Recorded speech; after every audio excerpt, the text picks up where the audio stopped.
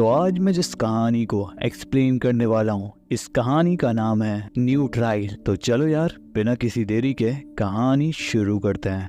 तो कहानी की शुरुआत में हम ह्यून वू नाम के एक लड़के को देखते हैं जो कि यहाँ पर गाड़ी चलाते वक्त अपनी मॉम से बात कर रहा होता है और वो कह रहा होता है कि मैं जल्दी घर पहुंच जाऊंगा।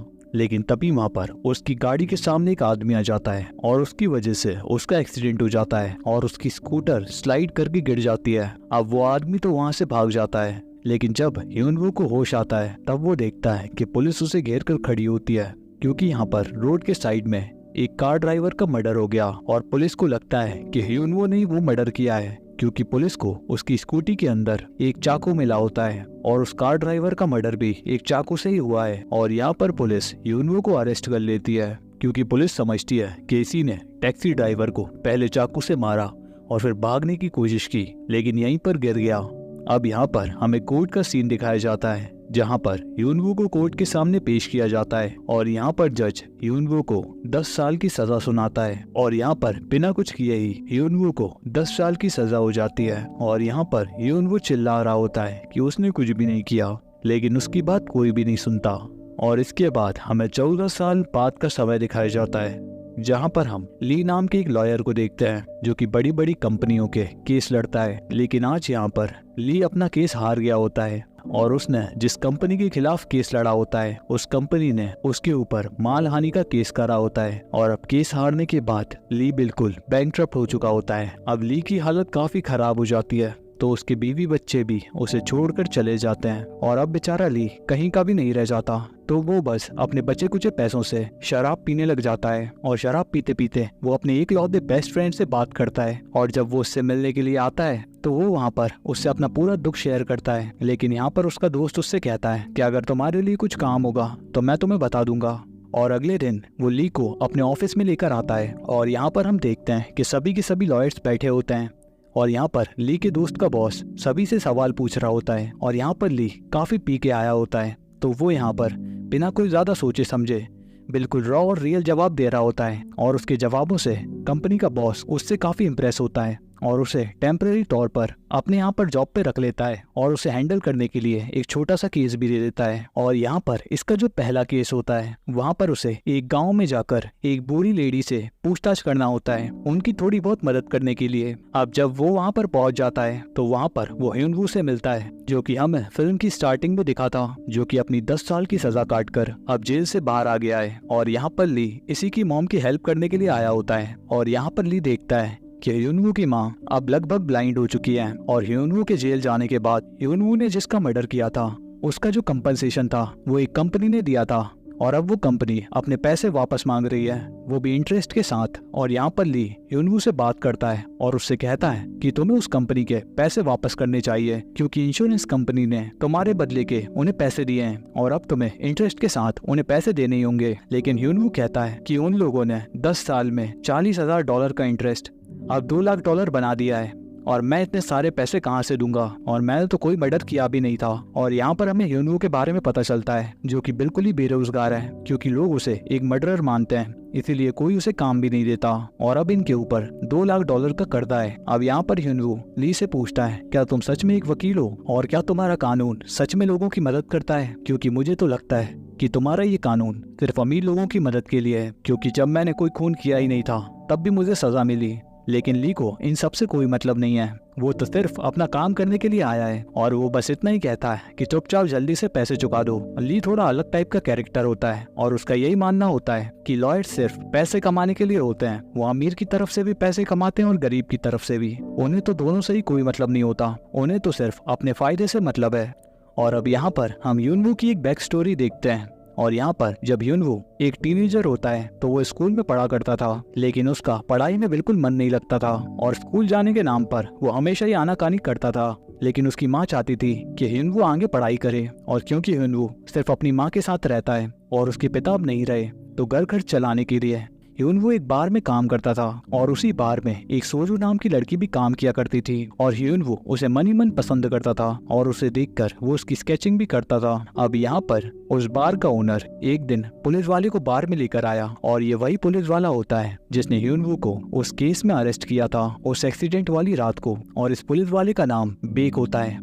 अब यहाँ पर वो बेक नाम का पुलिस वाला बार में यहाँ पे सोजन के साथ बदतमीजी करने लगता है, ये बोलकर कि तुम लोग यहाँ पर इलीगल काम करते हो। और उसी रात जब ह्यूनवू अपने घर जा रहा था तो उसी रात उसका एक्सीडेंट हो गया, और इस एक्सीडेंट वाली जगह पर आखिर हुआ क्या था वो हम बाद में देखेंगे। और यहाँ पर हमें पता चलता है कि वो पुलिस वाला बेक उस एक्सीडेंट के बाद ह्यूनवू को पकड़कर एक होटल में ले गया और वहाँ पर उसने ह्यूनवू को काफी पीटा और उसे टॉर्चर करते हुए उसने कहा कि तुझे मानना पड़ेगा कि वो खून तूने ही किया है और चुपचाप ये मान ले कि उस टैक्सी ड्राइवर को तूने ही मारा है। लेकिन यहाँ पर बेक का साथी बेक से कहता है कि इसकी गाड़ी से जो चाकू मिला है वो काफी छोटा है और उससे बॉडी पर इतने ज्यादा गहरे घाव नहीं आ सकते। लेकिन तभी बेक का दूसरा साथी एक बड़ा सा चाकू लाता है और बेक यहाँ पर कहता है कि हाँ इसी से इसने मारा है और यही बात हम एविडेंस के तौर पर लिखेंगे। और यहाँ पर ह्यूनवू अभी एक टीनेजर ही होता है और वो यहाँ पर काफी रो रहा होता है कि मुझे प्लीज जाने दो, मैंने कुछ नहीं किया। लेकिन यहाँ पर बेक उसके कपड़े उतरवा कर उसे और भी ज्यादा पीटता है और उसके ऊपर मर्डर के चार्जेस लगाकर उसे जेल में डाल देता है। और इस खबर को सभी जानते थे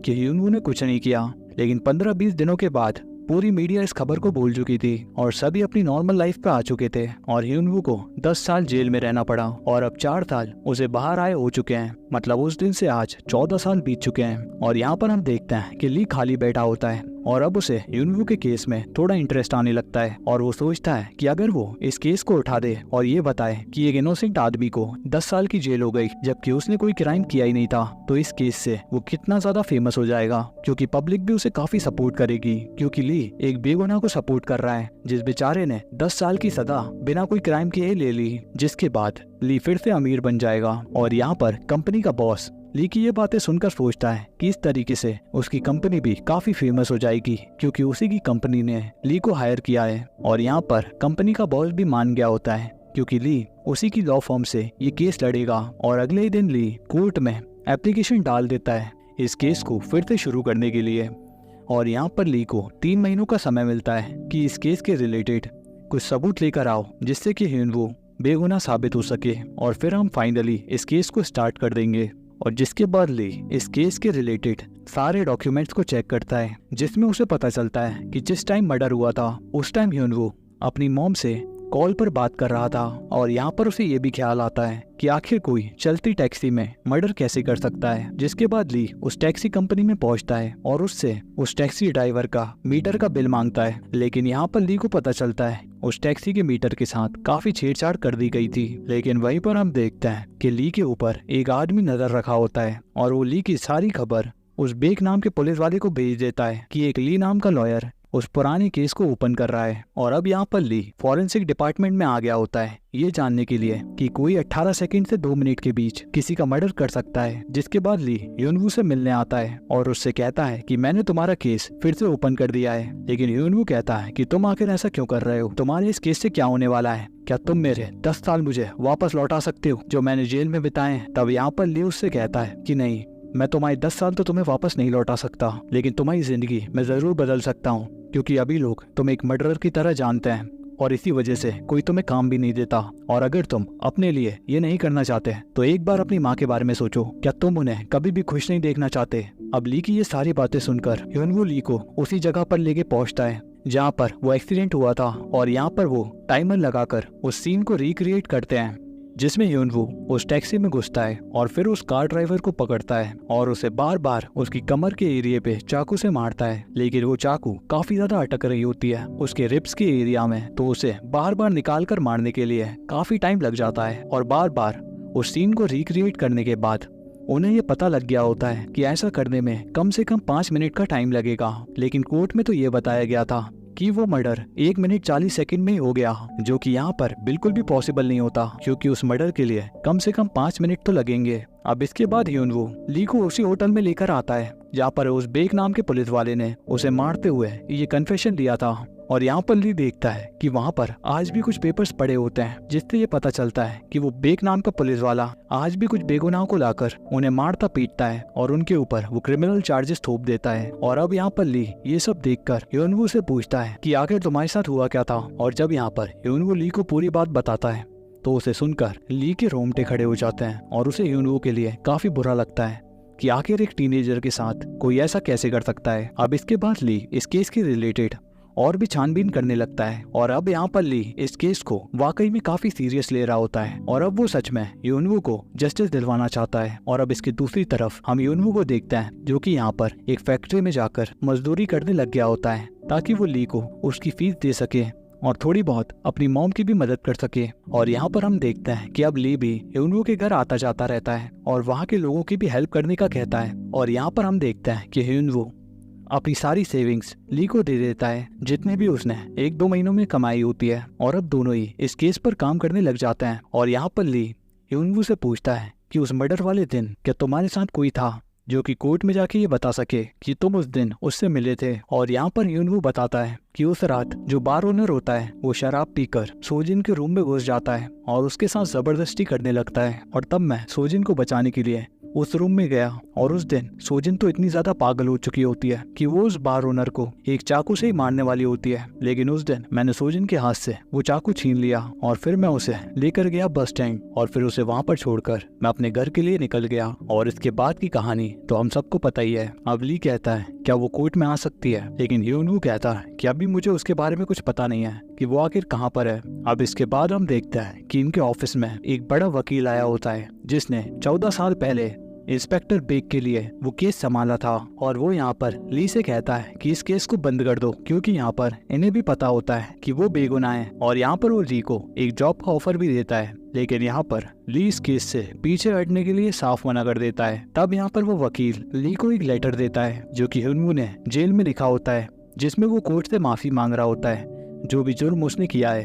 अब यहाँ पर ली काफी कंफ्यूज हो जाता है कि आखिर ह्यूनवू ने ये माफीनामे का लेटर क्यों लिखा। क्या सच में ह्यूनवू ने ये खून किया है और क्या वो मुझसे झूठ बोल रहा है। और यहाँ पर ली ह्यूनवू को कॉल करके इस बारे में पूछता है कि आखिर तुमने जेल के अंदर वो माफीनामा क्यों लिखा। तब ह्यूनवू उससे कहता है कि अगर तुम्हें मेरे ऊपर भरोसा नहीं है तो तुम इस केस को छोड़ दो। लेकिन उसी समय ली का एक्सीडेंट हो जाता है, जिसके बाद वो जल्दी से हॉस्पिटल जाता है। और यहाँ पर वो अपने दोस्त से कह रहा होता है कि मुझे तो लगता है कि ये ह्यूनवू वाकई में एक किलर है और वो मुझसे झूठ बोल रहा है। और यहाँ पर बाहर खड़ा होकर ह्यूनवू ये सारी बात सुन लेता है। और यहाँ पर हमें एक पुराना सीन दिखाया जाता है जहाँ पर ह्यूनवू का पुराना लॉयर ह्यूनवू के पास आता है और उससे कहता है कि अगर तुम्हें अपनी सजा कम करवानी है तो तुम्हें एक माफीनामा लिखना होगा और इससे तुम्हारी सजा कम हो सकती है। लेकिन यहाँ पर ह्यूनवू की मॉम तो इसके साफ खिलाफ थी, क्योंकि जब ह्यूनवू ने कोई मर्डर किया ही नहीं तो माफी का तो सवाल ही नहीं उठता। लेकिन यहाँ पर ह्यूनवू माफी मांगने के लिए तैयार हो जाता है, क्योंकि ह्यूनवू ये पूरी तरीके से मान चुका था कि अब यही उसकी जिंदगी है। और अब इसके बाद हम देखते हैं कि ह्यूनवू सोजिन के एड्रेस पर पहुंच गया होता है और वो सोजिन से कहता है कि मेरा केस रीओपन हो गया है और मैं तुमसे यही पूछने आया हूँ, क्या तुम मेरे केस में विटनेस बन सकती हो। लेकिन यहाँ पर सोजिन उससे मना कर देती है, क्योंकि वो नहीं चाहती कि लोगों को ये पता चले कि वो 14 साल पहले किस गंदगी में काम करा करती थी। लेकिन वो यहाँ पर ह्यूनवू को बताती है कि तुम्हारे जेल जाने के 3 साल बाद पुलिस को तुम्हारे केस के रिलेटेड कुछ सबूत मिला होता है। अब इसके बाद ह्यूनवू एक पुलिस वाले के पास जाता है जिसके बारे में सोजिन ने उसे बताया होता है। और अब यहाँ पर ह्यूनवू को देखकर वो पुलिस वाला उसे बताता है कि तुम्हारे जेल जाने के बाद मैं उसी पुलिस स्टेशन में काम किया करता था और किसी ने पुलिस स्टेशन में एक दिन कॉल करके बताया कि वो जानता है कि आखिर में रियल किलर कौन है। और अब उस किलर के बारे में जानते ही ह्यूनवू यहाँ पर उस किलर को पकड़ लेता है और उसे वो वहाँ पर काफी पीटता है। और यहाँ पर ली भी पहुंच गया होता है और वो दोनों ही उस किलर को काफी पीटते हैं। और यहाँ पर वो किलर बताता है कि मैं उस समय एक ड्रग एडिक्ट हुआ करता था और पैसे के लिए मैंने उस टैक्सी ड्राइवर को मार दिया था और मैंने वो चाकू अपने दोस्त को फेंकने के लिए दिया था। लेकिन उस कमीने ने 3 साल बाद जाकर पुलिस में सब कुछ बता दिया और अब बचने का कोई साइन ना देखकर मैं भी पुलिस स्टेशन गया था अपना गुनाह कबूल करने के लिए। और वहाँ पर पुलिस और लॉयर्स ये सब कुछ जान गए थे कि वो मर्डर मैंने किया है। लेकिन फिर भी उन पुलिस वाले और लॉयर्स ने मिलकर उस केस को वहीं पर दबा दिया, ये कहकर कि अगर उन्होंने इस केस को वापस से रीओपन किया तो उन्हीं के ऊपर काफी सवाल उठेंगे कि आखिर उन्होंने इस केस में एक बेगुनाह को सजा दिलवा दी और उन्होंने अपना काम ठीक से नहीं किया। और तब यहाँ पर बेक के लॉयर ने बेक को इस केस को संभालने के लिए कहा और तब यहाँ पर बेक ने वही किया जो कि उसने ह्यूनवू के साथ किया था। और वो यहाँ पर इस किलर और उसके दोस्त को उसी होटल में पकड़ कर ले आया जहाँ पर वो सभी को लेकर आता है। और वहाँ पर बेक ने उस किलर और उसके दोस्त को काफी मारा पीटा और बेक ने उनसे कहा कि जाके ये सब में खबर कर दो कि तुम लोग ड्रग्स लेते हो और तुम मेंटली अनस्टेबल हो और पुलिस स्टेशन में आकर तुम बस झूठ बोल रहे थे और अब ये लोग यही करते हैं। और इसके बाद इस केस को वहीं पर बंद कर दिया जाता है। और इस केस को जो लीड कर रहा होता है ये वही पुलिस वाला होता है जिसने ह्यूनवू को अभी किलर के बारे में बताया था। और यहाँ पर ये किलर बताता है कि उसके बाद उस बेक नाम के पुलिस वाले ने मेरे दोस्त को जाकर एक पागल थाने में डाल दिया और मेरे दोस्त ने डिप्रेस होकर वहाँ पर खुद की जान ले ली। अब ये सब जानकर ली तो काफी ज्यादा हैरान हो जाता है कि आखिर ये चल क्या रहा है। और वो यहाँ पर उस किलर को कहता है कि तुम्हें मैं सजा दिलवा के रहूंगा। और अब यहाँ पर वो फाइनली इस केस को रीओपन कर देते हैं। और अब यहाँ पर ली टीवी पे आकर ये ब्रॉडकास्ट करता है कि इस केस के रिलेटेड किसी को भी कुछ भी पता है तो वो हमारी मदद करे। और तब एक आदमी ली को अपना नंबर भेजता है और ये जानकर ली बहुत ही खुश हो जाता है। और यहाँ पर ली अपने दोस्त को इस आदमी के बारे में बताता है और इसका नंबर भी शेयर करता है कि मैं इससे मिलने के लिए जा रहा हूँ। और अब ये आदमी जब ली से मिलता है तो वो ली को सब कुछ बता देता है कि उस समय मैं ट्रक चलाया करता था और उस रात मैं वहीं पर था और मैंने देखा था कि उस टैक्सी में से एक लड़का निकलकर बाहर आता है और ये वही किलर होता है। और यहाँ पर ली इन सारी बातों को रिकॉर्ड कर रहा होता है और वो उस ट्रक ड्राइवर से पूछता है क्या तुमने उस रात वहाँ पर किसी स्कूटर वाले को देखा था? क्या वो आदमी कोई स्कूटर वाला था? लेकिन वो आदमी मना कर देता है। तब ली उससे कहता है तो आखिर तुमने इतने समय तक ये बात पुलिस को क्यों नहीं बताई? तब वो ट्रक ड्राइवर कहता है कि मैंने उस समय ये पुलिस को बताया था लेकिन किसी ने भी मेरी बात नहीं सुनी। और अब यहाँ पर लियो और ह्यूनवू दोनों ही काफी खुश हो जाते हैं कि कोर्ट में अब ये विटनेस के तौर पर साबित हो जाएगा कि ह्यूनवू ने वो मर्डर नहीं किया था। लेकिन तभी वहाँ पर बेक और उसके आदमी आकर उस आदमी को उठाकर ले जाते हैं। और ली जब बेक को रोकता है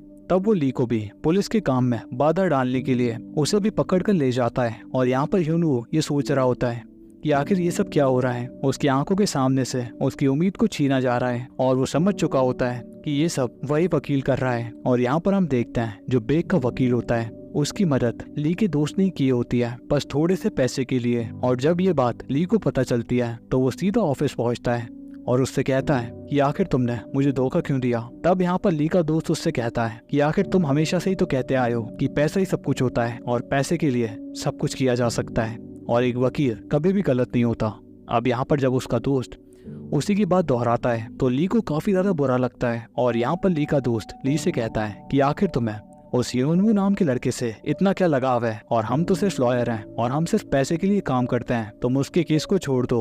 अब मेरे पास भी पैसे आ चुके हैं और अब मैं खुद की लॉ फर्म खोलूंगा और तुम मेरे साथ काम कर सकते हो और हम दोनों मिलकर बहुत पैसे कमा सकते हैं। लेकिन अब तो ली पूरी तरीके से बदल चुका है और अब बस वो ह्यूनवू की मदद करना चाहता है। और यहाँ पर हम देखते हैं कि ह्यूनवू तो अब हार मान चुका होता है और अब वो कोई केस नहीं लड़ना चाहता। तब यहाँ पर ह्यूनवू की माँ उसे अपने घर से निकाल देती हैं क्योंकि उन्हें ऐसा लड़का नहीं चाहिए। और अब इसकी दूसरी तरफ हम देखते हैं कि ली ने अपने दोस्त को ही ऑफिस में फंसा दिया होता है ये कहकर कि ये हमारे राइवल वकीलों को हमारी खबर पहुंचाता है। लेकिन यहाँ पर ली का दोस्त उससे कहता है कि आखिर तुम्हारे पास इसका क्या सबूत है कि वो डिटेल्स मैंने दिए हैं। अब ली के पास कोई सबूत तो नहीं होता तो वो उससे सीधा कह देता है कि मेरे पास तो कोई सबूत नहीं है लेकिन मैं तुम्हें छोड़ने नहीं वाला। और यहाँ पर ली सभी ऑफिस वालों से कहता है एक दोस्त से भला तो एक कुत्ता होता है जो कि कम से कम आपसे वफादार तो होता है। और अब यहाँ पर ली अपने काम को छोड़कर वहाँ से जाने लगता है। लेकिन यहाँ पर उस कंपनी का बॉस ली को वहाँ पर रोकने लगता है और उससे कहता है कि तुम यहाँ पर काम कर सकते हो, मैं तुम्हें काफी अच्छे पैसे दे सकता हूँ। लेकिन ली यहाँ पर ह्यूनवू के पैसे दिखाकर कहता है कि सर क्या आपको कभी ऐसा क्लाइंट मिला है जिसने अपनी पूरी जिंदगी की सेविंग्स आपको दे दी हो?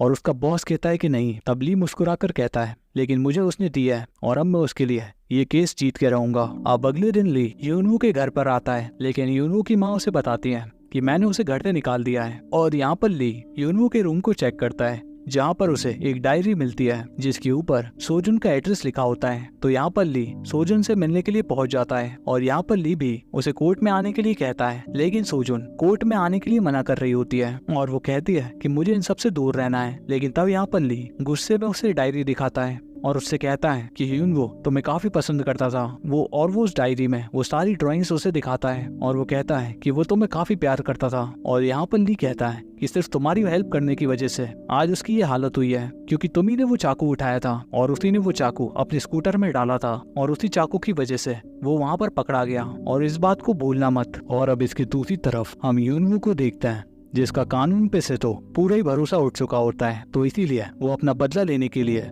खुद ही निकल पड़ता है। और यहाँ पर वो बेग का पीछा करते हुए उसकी लोकेशन पर पहुंच जाता है, जहाँ पर हम देखते हैं कि आज भी बेग एक बेगुनाह को मार पीट रहा होता है और उसके ऊपर भी वो कुछ केस थोप रहा होता है। तब यहाँ पर यूनवू उन सभी पुलिस वालों को मारता है और उस बच्चे को बचाता है। और यहाँ पर यूनवू और बेग की भी काफी लड़ाई होती है, जिसमें यूनवू बेग को बस मारने वाला होता है, लेकिन तभी वहाँ पर ली आकर बेग को रोक लेता है और वो बेग से कहता है कि तुम एक मर्डरर नहीं हो और तुम्हें कानून पर भरोसा रखना होगा। लेकिन यूनवू अब कानून को नहीं मानता। तब यहाँ पर ली यूनवू से माफी मांगता है और उससे कहता है कि मुझे माफ कर दो, क्योंकि मैं भी एक अच्छा वकील नहीं हूँ और मैंने सिर्फ तुम्हारा केस अपने फायदे के लिए उठाया था और मैं तो बस तुम्हारे केस से फायदा उठाना चाहता था ताकि तुम्हारे केस से मुझे थोड़ी बहुत फेम मिल सके। लेकिन अब मैं वाकई में इस केस को लड़ना चाहता हूँ। और ये बातें सुनकर यूनवू रुक जाता है और हम देखते हैं कि इस केस को वापस से रीओपन किया जाता है और हम देखते हैं कि सोजिन भी आई होती है इस केस में एक विटनेस के तौर पर। और फाइनली इस केस का रीट्रायल होता है और अब इस केस की वजह से ली वाकई में काफी पॉपुलर हो गया होता है, जिस वजह से ली के वाइफ और बच्चे भी वापस आ गए होते हैं। और यहाँ पर ली केस शुरू होने से पहले पूरे कोर्ट में ये कहता है कि मैं यहाँ पर हमारे पूरे कानून से एक निर्दोष को सजा दिलवाने के लिए सभी से माफी मंगवाने आया हूँ, क्योंकि वाकई में ये गलती हम लोगों ने की है। और इसके बाद हमें दिखाया जाता है कि ली फाइनली इस केस को जीत जाता है, जिसके बाद बेग और उसके सारे साथियों को नौकरी से निकाल दिया जाता है और बेग के लॉयर को भी सजा मिलती है और फाइनली यूनवू भी बेगुनाह साबित हो जाता है। और आखिर में हम रियल में ली और यूनवू की फोटो देखते हैं, क्योंकि ये कहानी वाकई में एक रियल इवेंट है। और यहीं पर ये मूवी खत्म हो जाती है। तो कैसी लगी ये कहानी कमेंट में जरूर बताना। मैं मिलता हूँ आपसे एक और नई कहानी के साथ, तब तक के लिए गुड बाय।